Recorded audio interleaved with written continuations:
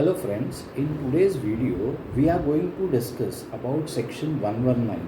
दिखने में तो वो पावर है CBDT का, but in the same section clause B जो है वो एसएससी को भी कुछ राइट्स देता है.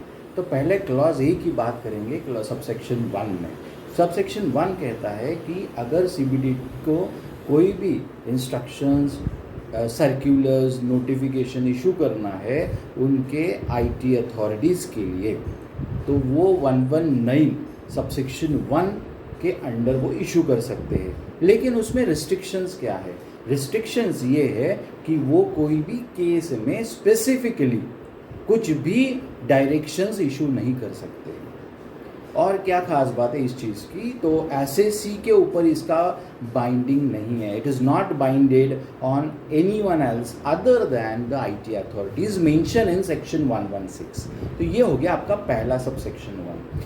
सबसेक्शन 1 में ए एक्सेप्शन भी हमने कवर कर दिया. बी कहता है कि सीबीडीटी को, that is board has power to consider the emergency or unforeseen circumstances in case of any application issued from any SSC.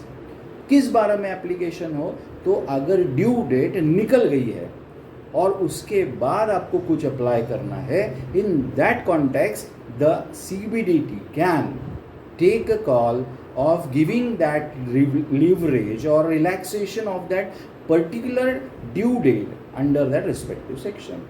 तो यही इनहेरेंट राइट उसमें एसएससी के पास क्रिएट होता है कि फॉर एग्जांपल अगर मानो आपका टीडीएस डिडक्ट हो गया है लेकिन 26AS में रिफ्लेक्ट नहीं हो रहा है और आपकी ड्यू डेट जो है आईटीआर फाइलिंग की वो निकल चुकी है और आपका रिफंड जो है वो क्लेम करना है. ड्यू डेट होने के बाद आप बिलेटेड रिवाइज रिटर्न तक फाइल कर सकते हो. उसके भी बाद अगर वो रिफ्लेक्ट हुआ और वो टाइम लिमिट भी निकल चुका है, in that context the SSC has a right to make an application for extending the particular date in that respective case for claiming the refund, or CBDT has power without prejudice to consider this application.